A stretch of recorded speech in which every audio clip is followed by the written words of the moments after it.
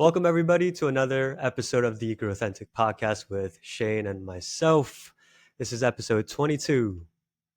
Yeah, welcome everybody. Glad to have you here today. This is going to be an exciting one. We got updates on my marathon race day and prep leading up to the duration of the race, kind of a full on recap.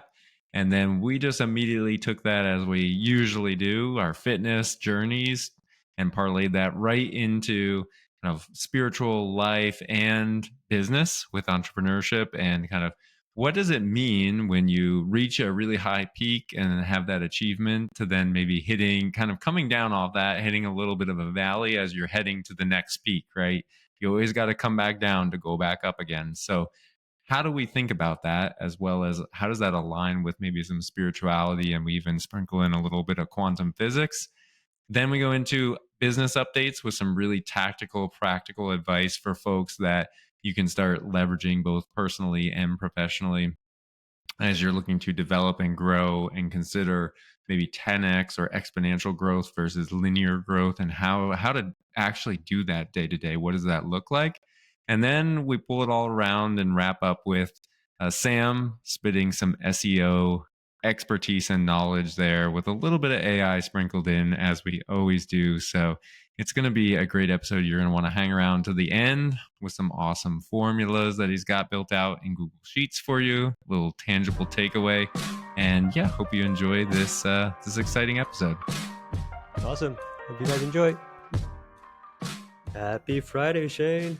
All right. Happy Friday, Sam. Welcome back. Feels good. Yes. Welcome back, everybody. Episode 22. Man, wild. I guess it's been almost a full year since we started this. Has it been a little over now? A year? Yeah, probably. I'm trying to think. First official episodes went out in January. I think, we kind of just said, "Hey, let's do this," and then, but yeah, our unofficial recordings. What's that called for musicians who have like their like the recordings that never make it on to like the official album? I forget what that's called. Oh, There's like a term for that, yeah, yeah, but yeah. basically like the lost archives. We got a few episodes in the lost archives, some Zoom recordings that I got on a hard drive from, yeah, just about I think a little over a year ago. Yeah, for some reason, like this month, October, November, feels like the beginning of fiscal year for me. Like if I had a choice of like setting my fiscal year, like a lot of client renewals around this time of the year. You and I first reconnected just around this time, maybe a little bit earlier. Um, Started talking just broadly, and then it unraveled into this thing that we call Growthentic. And so yeah, something about this time of the year makes me feel like we're almost like replanning, and thinking about what to do moving forward. It's a cool time. Yeah, no, I agree 100%. It's this time of year is it's interesting because a lot of folks are kind of winding it down for the year and kind of getting ready for the holidays. And I think part of this is, as a small business owner and a consultant, where you're working with a lot of other companies that are generally going to have more employees than you do. They're kind of trying to get things finished up and done before the end of the year and their deadlines. And so then I feel like that the dog really wags the tail. And sometimes as the consultants and things like that in the small businesses, you're a little bit of the tail, when, especially in like the B2B environment, right? They're looking at their budgets going into the end of the year, saying, "Oh, well, we either have this much more we got to spend, so we need to like get things on the books right now, or we have these initiatives, so we need to get things teed up so I can show that progress to our leadership team, whatever the case might be." So it makes for a little bit of a busy time of year, but I always enjoy it, and it feels like you kind of go into the new year with a lot of momentum, from my perspective, at least. Oh my gosh, absolutely. And gosh, that kind of sums up a lot of the stuff that I've been going through, from a business perspective. We can certainly get into that. Man, I could not wait to get on our recording today because I need to hear about your experience. And this experience that I'm referring to is Shane running his freaking marathon this past weekend. I saw some socials come through, and My goodness, man, you freaking crushed it. But I want us to hear directly from the source. How was that experience? What was it like throughout the 26.2 miles? And then what did you feel like at the end of it? Oh man, thanks for that. I appreciate it. And really excited to kind of recap this because, almost 2 weeks out from after Right, 2 completing weeks. it now. And so it's still pretty fresh in my mind. But I would say going into it, a few things played into it. One is I felt really confident in my preparation and the training that I had done. It was interesting because the where I run around our neighborhood, we actually have a decent amount of elevation gain and change. So I have been working in like hills and things into my training. So I had a little bit of that in my back pocket, knowing like, okay, my training course is definitely more challenging than the actual course would be. Having run half of the course last year and then understanding where it is, it's a relatively flat, not a lot of elevation gain for this particular marathon, which is essentially you're running from downtown Allentown. You kind of double back and go west a little bit, and then you go along the Lehigh River all the way down to where it meets the Delaware in Easton to get your 26.2. And so going into it, mentally was feeling pretty strong and physically feeling pretty good. The one thing that was interesting is heading into race day, there was kind of a forecast for rain and it kept like moving. And I was like, oh man, this will be interesting. So I think mentally I was like, okay, well, if it's going to rain, like we'll just take it as it comes.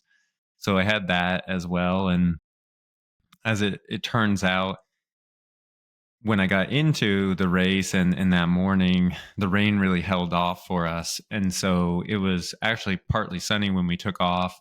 And it was really comfortable temperatures, like low 50s into the mid 50s that day, light wind. So just like perfect, ideal running weather. And I think my mindset was just, I had in my mind, like, okay, probably like 4:15 as my somewhat mental goal, and knowing that I could potentially beat that if the day felt good and it was going to give it to me. And I just kind of told myself, well, I'm just going to take whatever my body and the course and everything are going to throw at me and kind of give me. And it was interesting because starting off there's like a little bit of crowds, but it's not like the major marathons. Like it's pretty quiet, and even there's not a lot of people running it in that sense. Like you're around people, but it's not packed by any means, which I actually like and kind of prefer, at least for my first one. So yeah, going the first few miles was like actually felt a little bit longer than I thought they were going to. I was like, oh man, this could be, we could be in for something. um, but then I would say after like mile 3 or 4, kind of got into a rhythm. And we also started to get off the road and more onto like this packed gravel trail, and a little bit more, you're like along the water, which is a lot nicer. And so in that was able to really just get into a rhythm, and found, one thing that I didn't know before running any races is there's these pacers, the pacers are incredible. Like it's wild how exact they are at their mile markers and their times. And so I was going and fell into my rhythm and got into what was it, the 850 rhythm, which I knew in my mind, it was like, okay, that's pretty fast for what I've been doing compared to my training. But I was like, I'm feeling pretty good. Let's try and test this and see where it gets us. And so I kind of stayed into that rhythm from like say mile 4 through about mile 18. So I really, really just got into this rhythm, and there was a few of us running with that pacer.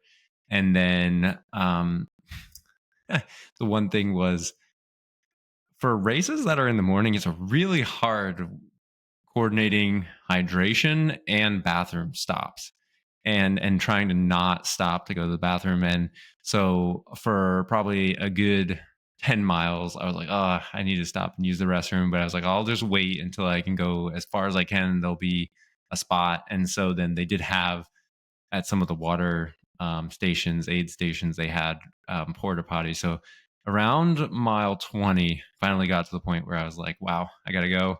So I hopped in. And at that point, it was, I kind of lost my group that I had done like probably 14 miles with or something like that. So I lost my pacer, but I came back out and knowing that, like, okay, I don't have that much further to go. I fell in with the 8:55 pacer, and or I was kind of in between 8:50 and 8:55, and then I was slowing my pace a little bit those last 6 miles, and then uh, I for me the whole way I actually listened to an audiobook, which it's funny because everybody has different takes on it. I ran my half without any audio, and enjoyed that. This one I was listening to the audiobook, but the first like 5 miles I couldn't hear it, and then when I got into the rhythm, I started to listen to it. And then after hitting the restroom around mile 20, I was like, okay, we got to get off the audiobook like these last six.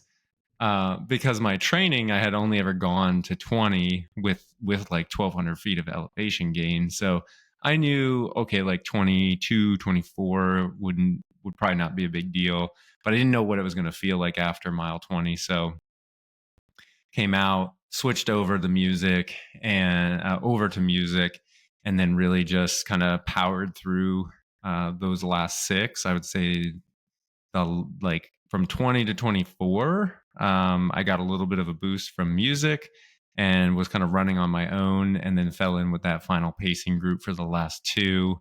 And for me personally, that last two was at an exciting time. Like there was a lot, it was interesting because I had a lot more emotion on that like mile 24 than I did at the finish line. um Once we got to like that last mile, I just kind of like turned it on, and I think my like ending pace was like 6:37 for the last like half mile or whatever. So Oh, sick. definitely had some adrenaline there.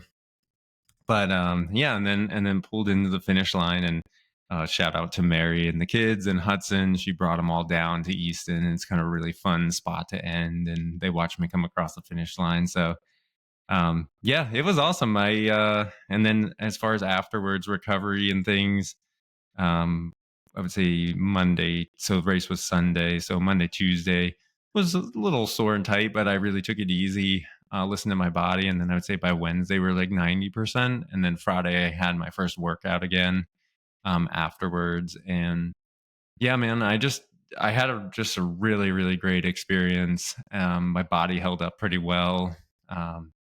Nothing too major. A little, not even really any major blisters. One lost toenail. I think I'm going to lose, but other than that, yeah, it was overall just a really good experience, and I'm definitely looking forward to doing some more in the future. So. Oh my gosh. Wait, did you say that you didn't know wait, did you know that the elevation gain in your practice runs were significantly higher than the actual course itself? Yeah, I did know that. So this course is along the river, and it flows. You're going downriver, so there is some elevation gain. I forget, it's like 200 or 300 feet maybe or something. Um, eh, yeah, it's well under 500 feet in total, but it's mostly downhill. And so I knew that in my training course, I was doing like over the course of 20 miles, we were doing like I think it was like 1,200 or two. At one point, I might even hit 2,000 feet of vertical gain. That is a Um, lot. That's a lot, yeah, guys. Like compare, I think the New York City marathon's like 800 or 900 feet, like 1,200 or even 2,000. I mean, that's amazing. That's a lot. yeah, yeah. It is actually nice to have that. I mean, when I'm practicing, it's horrible, but just the way around our neighborhood, like we're up on this little knoll, and so I kind of am always just like going down and up, down and up. So it does make the training is more challenging, but yeah, definitely paid off for the race. That's for sure. Yeah, man. I think that's such a good learning, right? Um, it's just, I mean, it's great that that's just kind of the practice Yeah, kind of trail that's around you. But that, I think, I mean, let's compare a little bit, right? Like there's so many other factors that impact performance on the day of the marathon, things that you can control, things that you can't. But one thing that, as I look back and um, reassess like the injury that I had and like how I wasn't able to perform nearly to the way that like I would feel when I would go out for a run. I think a Mhm. lot of that comes down to my practice trail being so much easier and not having Mm. as much of elevation gain compared to the actual race day course. Whereas you kind of had the flip experience. Again, so many other factors that can influence your day of performance. But that's so cool to just even hear someone else say that like they practiced harder to make race day a lot easier. I think that's such valuable like um, just insight for your future marathons. I don't know if I'm going to run on the marathon in the near time future, but I also wanted to get into that as well. But that's such a cool like insight. So I appreciate you sharing that. It's awesome. Thanks. Yeah, and I would say like a lot of times it with marathon training and and longer distance training, it is challenging because it's a time commitment. So especially if you got a business, a significant other, kids, and things like that. So just being able to run out of your home or your apartment or wherever you're at is a big deal. And so I do feel fortunate that I'm able to track, which by the way, I like using the Nike Run Club app. Yeah, I think it's Nike Run Club, but I don't have it like synced up to anything. I just use it on the phone, and it's actually really accurate. Um, because I was following along with the pacers and all that, and it was spot on. And then it also does the elevation gain, and so over my training and the data I was able to accumulate in that app, I was able to see like, okay, getting some pretty significant elevation. And so I always had that in my back pocket, and it made it nice to like have that data and information, and then know also going into race day of like it gives you a little bit more confidence, but also at the same time, like, and I also had the advantage of knowing this course, versus in your case, like, if you've never run whatever course you're going into, and you can research it and stuff, but yeah, it's hard to, if you don't have ready access to like a more challenging course, then you're going to have to drive, and that's an impediment to the frequency that you could run and things. So yeah, it's definitely it's not easy. And even people that I follow on Instagram and stuff who are professionals at this, I've seen some of the long distance runners that are in Texas and other areas. They'll go to, say, Reno up in the mountains in the Sierras, or Colorado. And man, it just, and so you're dealing with two things there. You're dealing with elevation gain and the actual physical elevation impacts on your body. And there's just no way to really recreate that. And, that's why the Olympic training centers in Colorado Springs at a mile high, or even over a mile high. And then they're training up to 10,000 feet, because it does make a big difference. And it's a benefit on game day. That's for sure. Yeah, having that like that data that you said, right? Use the Nike Run Club app. I use like my Garmin or Strava, whatever you use, like having that mental confidence of knowing like I can do this, that goes such a long way. Not only for marathons, and if we want to like tie it as we always do with like fitness and business, I always throughout my career, I was never one to assign work, delegate work to anybody without having tried it myself, right? Of course, there are, I can't do the fishing for you all the time. I can't catch the fish. I have to let you go and like kind of teach you how to fish. Hmm. But there was always a part of me that wanted to have that mentality of, I've done this. And so I don't feel not that I feel bad delegating it, but I'm so prepared that if you find challenges along the way, I've already done this and I can answer your questions, or I could even get ahead of it and give you some warnings before you go and do an exercise. And that still plays out today as well, with um, my subcontractor, or even if it's delegating work to people on the client side. I always want to, have, run those figurative miles already in my head. That way I can be the best guide and like the partner for when the time comes to implement, or in this case is tie your laces and go for that race. I think there's a lot of power to not just thinking you can do it, but knowing um, that you can and that you've already done it. Of course, you can't be prepared like that for every instance, when it comes to running a business. But the more you can prepare yourself for either expected or unexpected challenges, I think that goes such a long way to honestly like minimize anxiety at times, but to really just come across as a really prepared and like rock solid partner. Yeah. Oh my gosh, there's so many parallels there. And what you said about planning and going and being having gone through something and having that experience and that wisdom is so valuable. And it reminded me of when you've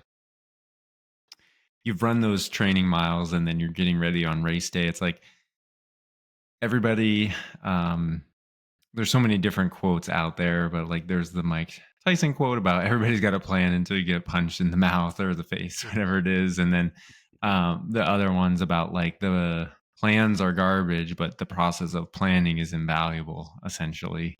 And that's my own take on it. But that is so true because it's really the process of preparing and planning and all of that. And then when you get into the game or whatever it might be, the presentation, the run, the race, these things, um, that's where all that like preparation kind of comes into play. And the actual plan that you have of like, oh, I'm going to hit this exact time, this exact, it chances like almost all the time it changes when you're actually in the fight because you can never predict things 100% accurately, but you can at least have a plan to address all of those things, or the process of planning has prepared you to address those things for the changes that are going to come. And I see that all the time in like projects and client facing work and things where the process of creating the plan, and like for us just especially in the engineering space or any project space, really it's like the process of creating the project execution plan is so valuable. Now how many times do we actually read that and go back to it, and does it actually match up with exactly what we do? Not very often, but we have something down and we went through that process in our head of mapping out how that project was going to be executed and get done. And of course, we're going to have to change course along the way, but man, that the process of planning is just so valuable. Speaking of planning to an ultimate kind of final delivery of a project, my last question around the marathon that you just ran and fitness in general, is there a next project that you're looking forward to when it comes to fitness?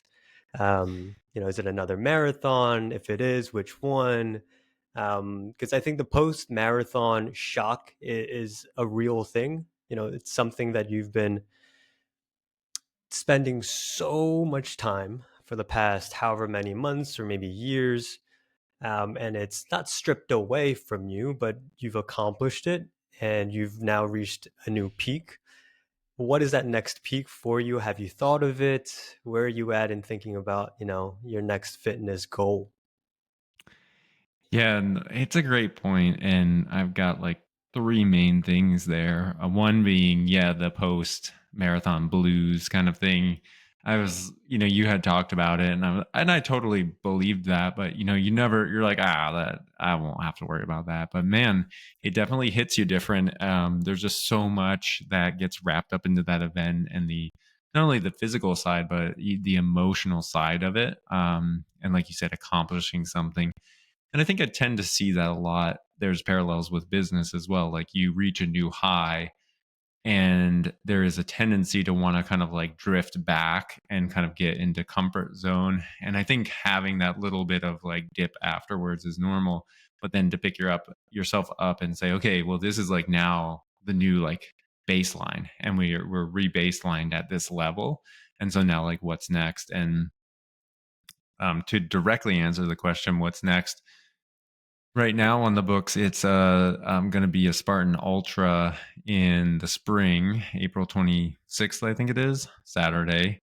and that'll be in New Jersey, um, Summit, New Jersey, and we're gonna do 50K, so 32.2 miles with, I believe, I forget exactly how much. I think 5,000 vert, and 60 obstacles. So that one will be like a full day escapade. So that'll definitely push it to the next level and introduce a lot more complexities than just running the marathon. So um, that's the focal point right now. And so we're kind of retooling the training to probably work a little bit more on some strength here over the winter time, and then baselining our endurance, and then pick that up once kind of also the weather gets a little bit nicer out.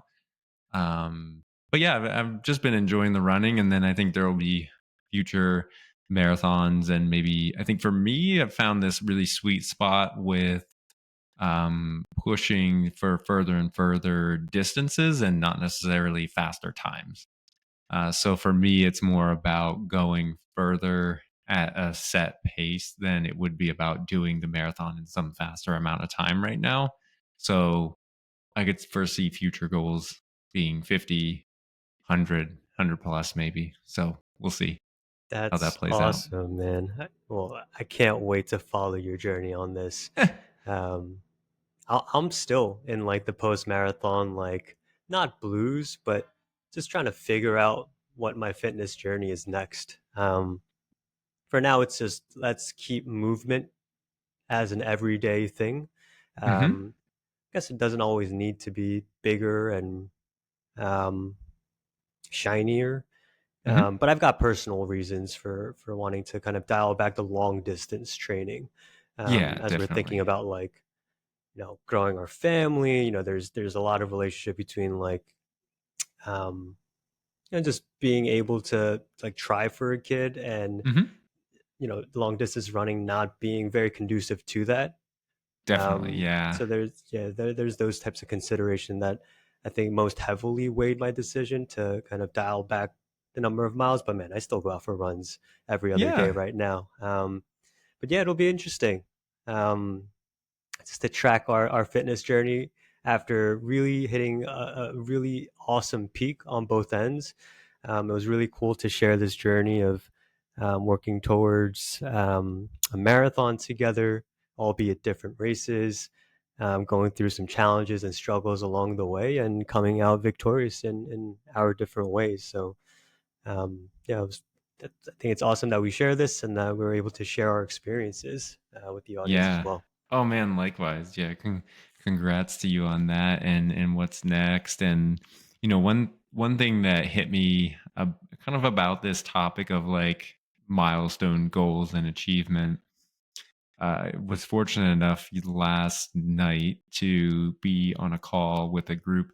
It's interesting because it's actually an AI group that I'm a part of, but we not only talk about kind of pretty deep AI integration for business and life, but there's also a really big spiritual and personal and professional growth element to all of that, and actually how to interweave AI into that, not necessarily on purpose, but just by the way of like our group leader who we had on the podcast, Callan Faulkner, and her whole crew. She's formed this really great group, and we got to uh, be on a call with David Guillaume, who is the co-founder of Mary Ruth's organic supplements, liquid supplements. It's like now like a multi-billion-dollar company. So yeah, he's a really cool person, and so he was going through a number of things about, and he's very tied in spiritually to Kabbalah and kind of this Jewish, I might get this wrong, but I think it's like Jewish mysticism and like spiritual teachings were pretty neat and interesting. But make a long story short, he was talking about this. People will ask him like, "Oh, you've already achieved this, hit the $1 billion mark and all that. Like, how do you approach goals and achievement, and when you hit a new high, like you always want more?" And so he's like, well, you're always going to keep wanting more. And like when you get more, there's just more complexity that comes with it. So you're going to just keep wanting more and more. And he said, instead, you have to somewhat reframe that to there's almost like two goals, and you have all these like tangible, almost material goals that you have in life, this many miles, this much money, blah blah blah, all that. He's like, what you also need to focus on and maybe put more weight on is, what is your like ultimate goal that's so big it's like beyond the world, like outwardly and otherworldly big. And so he talks about having this ultimate goal to be, I think he called it the president of the universe almost, or president of like universal energy. And really that is like becoming one with whatever you want to call it, source energy, creator, God, however you look at that, right? But really, if your ultimate goal is to be so aligned and to reach that point, then everything else seems so much more manageable. And like, being a billionaire, it doesn't seem that big if you're the ultimate aligned with the one or source energy or the creator, then like that's a really big goal. And so then that gives you that kind of continuous momentum. And I think, hopefully when you were talking about for you kind of figuring out like what's next as far as goals and things, it's like, I know that you being a very spiritual, religious aligned person, it's like when he said that, it just triggered me to be like, oh my gosh, like that is such a good reframe to be like, oh yeah, wait, life is really about this really, really big goal of alignment with the creator, and not necessarily about all these other things, which are good to have and do experientially and help others. But really, you have this really, really big goal. So he's like, you're never really lost, even at times where it might feel lost. That's so relatable. That's actually one of the things that I wanted to talk about today. Um, and so I'll start backwards with the question that I wanted to ask you. When as a business owner, as a husband, father, there are times, and maybe to not our liking, it happens more frequently than not. There are times when life and business just hits you all at once. And sometimes it's expected, you can kind of foresee things just coming down the pike. But when it's unexpected, you look anywhere in your life and all you see are fires. That's how I've kind of felt the last couple of weeks. So I do want to ask you how you deal with it, but I wanted to share how I realized how I manage it, and it kind of aligns to Hmm. exactly what you were saying. That's why I found it so relatable when you were kind of recounting your discussion last night. What I found was that there's this moment of like overwhelm and anxiety when things start crashing on top of you, and you're just your plate is you can't even see your plate anymore because it's so overfull. Um, but what has helped me, and I'm still like, this is actually very fresh. Like there's been stuff today that was so unexpected, things that I heard from client perspective and other areas of my business that required my attention. But I took time today to really assess like why I'm feeling the way that I'm feeling and how I'm going to respond. Hmm. Um, and so, yeah, I think taking a step back and acknowledging what's going on just at Hmm. face value without any emotion, right? Like, oh, this happened and then that happened. Just kind of assessing it objectively, I thought was very helpful for me, um, and helped me acknowledge that, look, this is all stuff that I signed up for. More importantly, like this is stuff that I'm built for, because probably 12 months ago, I was probably in a similar situation where I felt overwhelmed. And look at me now.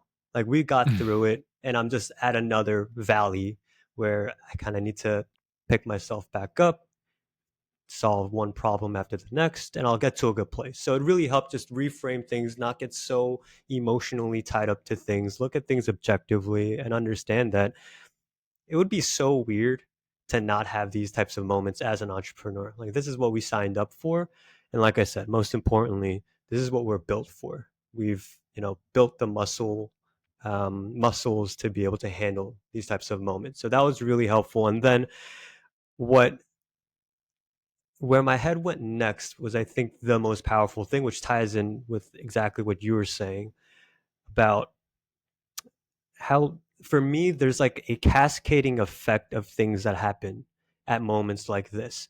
I can either stay stuck in the work realm and try and figure things out and spend 12, 14 hours in a day and just problem solve. And look, that might work because you're focused on the exact problem.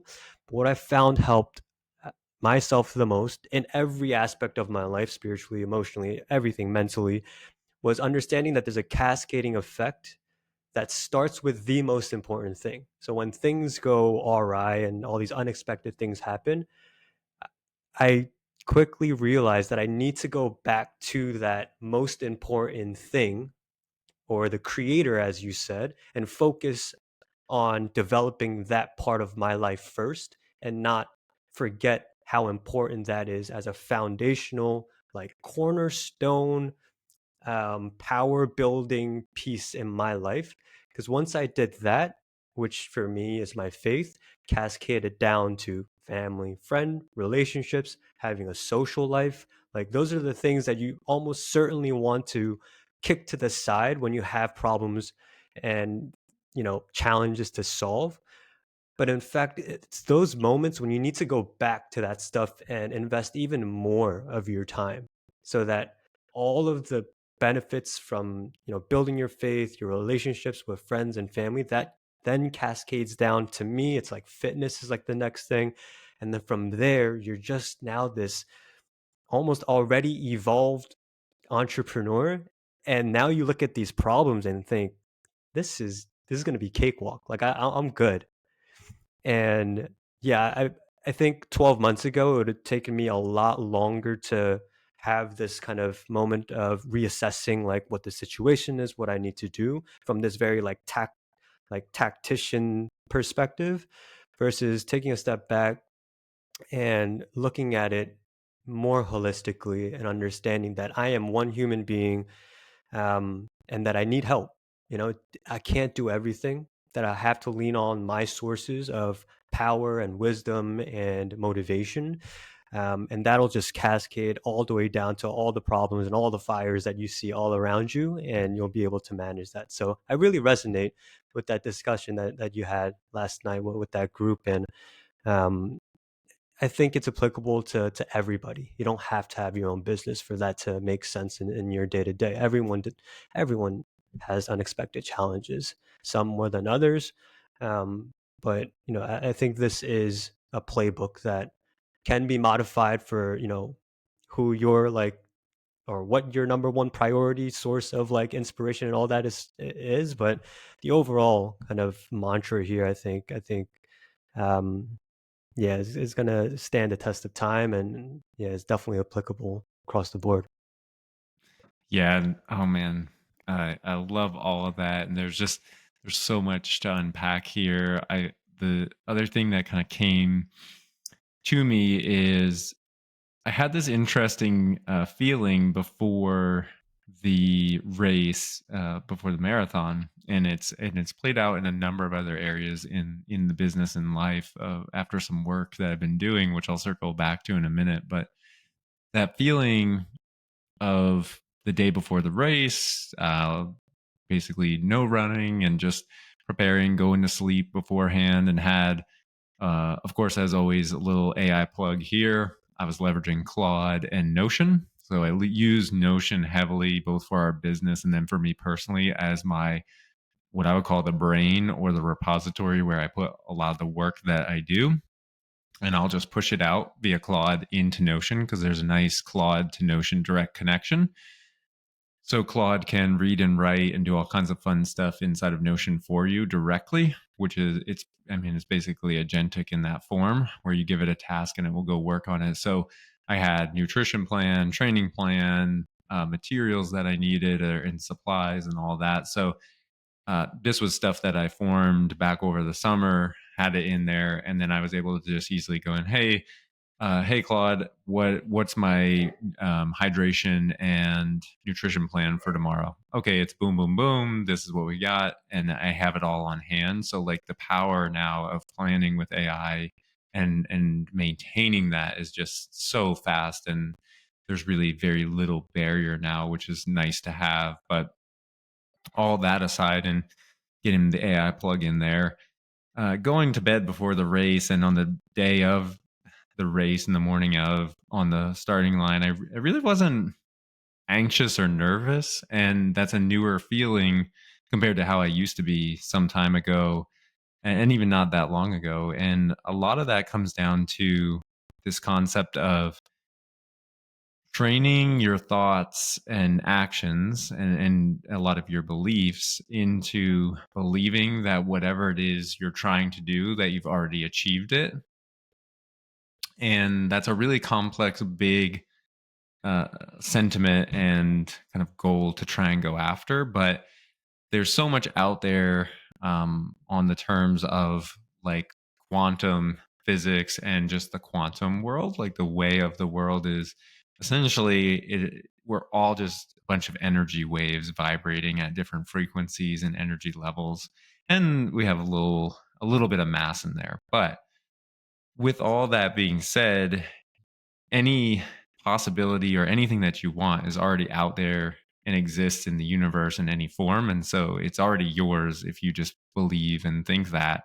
And so for some reason it came over me like before that race. I was like, nah, like this is already done. Like I've already got it before I even started. And that really played out throughout the race, and I've noticed that coming on a little bit more in life in general, as far as like the business and sales and new business and growing the business and all of that. Of like, if you start envisioning and creating that vision wall of what you want, then by the act of doing that and then thinking about it continuously, you're starting to essentially vibrate your frequency to align with those things that you want and desire. And then at that point, once you've already made that decision, they're pretty much yours. The only next step is to continue thinking about it and taking action towards it. Sometimes it's going to feel like you're like lost and chasing your tail. But if you just keep going, the universe will like drop these little pieces to you, like a little thing here, a little thing there, and it just leads you down. And it sometimes seems like serendipitous, but in reality that's already been done and planned, and it's now like your spirit is just aligning with that particular movement because it's ready at that moment in time to go down that path. So uh, yeah, I never in a million years coming out of high school and college would have thought to be at this intersection of entrepreneurship, personal development, spirituality, and quantum physics. But it's playing out, and it's wild when you start reading and practicing it a bit more, how it really does come out in real life. So Awesome. Well, I mean, look, that I was so curious because I wanted to ask you like how you deal with moments like this, that, moments like what I'm going through, and I think that perfectly sums up kind of the power of the mind is what it yep. comes down to. And as entrepreneurs, like we have to keep building our mind through continuous learning, challenging ourselves, and when there are unexpected challenges, taking it on as a big opportunity to come out as a stronger leader, strong business owner, and stronger everything. So I think that definitely captures certainly one thing that I wanted to chat with you about today. But before we disband, I mean, we still have a few minutes here. Wouldn't be a Growthentic podcast episode without just asking what, like, where in the business you've been spending most of your time on, in the past couple of weeks, since the last time we spoke. I know the mastermind classes are still running, the training program that you got going on. So would love to hear what's been going up, and yeah, on the Obnovid side of things. Thanks. Yeah, and I'm excited to get into your update as well because it sounds like you've got a lot going on. And really, to piggyback off of what you were saying there and jump into our update, one thing that I have been focused on feverishly over the last 60 days or so has been, there's a book out there called 10x is easier than 2x. It's about exponential thinking. And you by the nature of setting a 10x goal, you have to start thinking in exponential fashion, as opposed to a more linear fashion. And one of the big concepts that I've been using every day is you kind of create whatever you want to do, a 90-day goal. It could be multiple goals. And then you work through a plan for each week. And then you drill that down each day to the top three things that you need to do that day, and make a list of only three things on your to do list. And the way you get down to those three things, and this is something that is it shows up so often with the Pareto principle, but here it's so transformational, is focus on the 20% of things that you do that drive 80% of the results in your business or your personal life. Pick only the top three things that are going to move in that 20%, that are the most critical 20%, and it will take care of the other 80%. Let the rest of it go. And so, to your point about when you're kind of in firefighting mode and you're getting hit on all sides, right? For me, it's been creating a daily journal to start the day every day and just running through. There's kind of an additional part to this, which is identity transformation. So, with 10x is easier than 2x, you really want to create this new identity that is somebody who is aligned with this 10x goal. So, if it's like we did, we're $100 million a year business this year, and we want to do a billion next year. That's my 10x goal. I can't keep thinking like the CEO of $100 billion or $100 million company. I've got to think about everything, and my new identity has to become a $1 billion CEO. So that way, the actions and the things that are on the top of my list are aligned with that new identity. And that has really helped me because as we're focusing on growing, there's so many different things that you could be working on and spending your time on. But as you start really focusing on those top three things every day that are that top 20% of things that you need to do, then you really start seeing these results. And you start to also see like it's not necessarily about working harder. And that's another principle in the book is if you're going 2x, it's like, yeah, I work 40 hours. I could work 80, right? And I could get to that 2x goal, but you're going to burn yourself out. So, in order to go to an order of magnitude higher, you wouldn't physically be able to do 10x the work. There's not enough hours in the week, right? So, you have to start thinking about, okay, how am I the strategic CEO, business owner? Who am I going to lean on and delegate to and bring that in? And so, for me, a lot of times every morning I go through my list of things to do. And then as I'm picking my top three, all the other stuff is like, okay, who can I delegate that to? Can I automate it? Can I use AI for it to accelerate it? And so over time, we're stacking those little wins. And so, yeah, right now we're going through to update back full circle to what's going on in the business. We've got we're midway point in our 8-week AI accelerator program.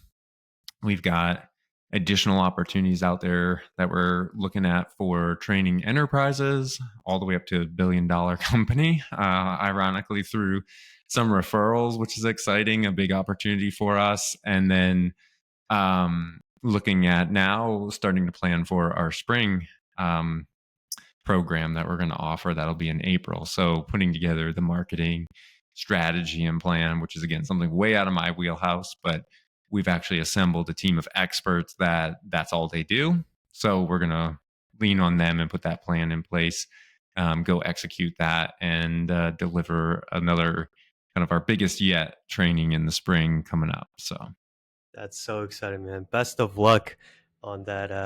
Yeah, on those opportunities out there to bring in some more companies and individuals to your training accelerator program. It's awesome, and you're absolutely right. Focusing on the 20% that drives the 80%, and with AI, I feel like the volume of things that you can do within that 20% has now just been raised. And so, yeah, without any AI fluency or experience, your 20% is probably going to be a lot smaller than the next person's 20%, which is kind of an interesting comparison to make. So there's, there's levels to this stuff. Like there's professional development that can help help you achieve more within that 20% bucket as well. And I'm on a similar boat. It's been a lot of like prioritizing, on my side of the business where um, I think it's kind of come down to four main things in the last 30 days, which has been retention, onboarding, acquisition, and delivery. And it's in that order of priority right now. Honestly, without a full blown team right now, probably spending too much time on all of those pieces. Um, so part of the upcoming 30 to 90 days is figuring out who I can bring on board to alleviate a lot of the project management tasks that don't require my time. So hopefully, after kind of coming out of this valley, I can find that right person to slot in and support a lot of the operational and project management side of things so that, so I can really focus on, brand building, marketing, and more on the acquisition side of things. So, yeah, definitely an exciting time.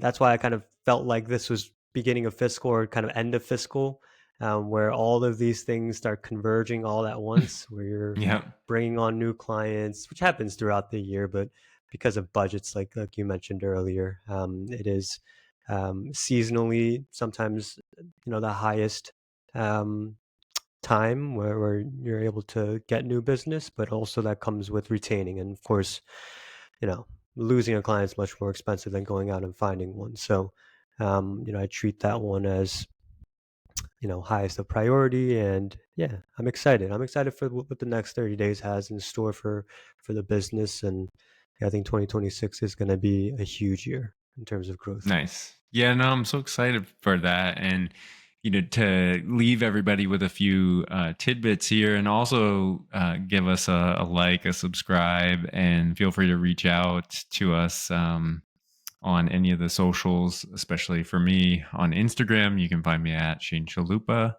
and it's just ShaneChalupa. Two things I had for folks. One is actually a physical, tangible piece, which is a custom GPT that is trained to kind of coach up, like the authors of the book 10x is easier than 2x, and to help you set those lofty goals and then also align your daily identity and your top three. So I'll kick that your way, Sam, and you can give me some feedback on it, see how you like it.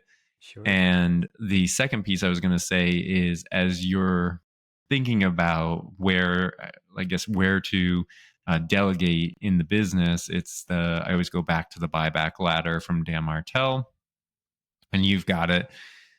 That first level is really administrative work. So if you have a lot of that, then, which I know you have yours down pat pretty good, so it's not a big time suck there.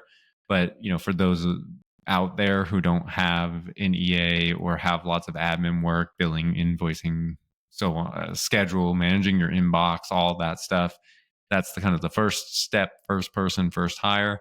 Then after that, the next one is delivery. So that project manager, that operations person that can help you. And then marketing, sales, and leadership. And so, as you mentioned, I think, or sales, then marketing and leadership. I'll have to look it up. But in any case, you want to keep that marketing and sales piece. And then obviously leadership are kind of at near the top of that ladder, meaning you'll retain that responsibility and accountability for longer until the business is built enough. And then eventually you'll need a salesperson. And then you might have a marketing person or a department for these things. And then eventually maybe, your own CEO, and then you're kind of the advisor and the sole board member directing course, but you're not tangibly, physically doing anything day to day in the business. You're setting direction and looking outward. That is the goal. That is the goal. But that was a helpful breakdown for anybody out there that wants to reach out to Shane for more details. He's taken a lot of courses around this.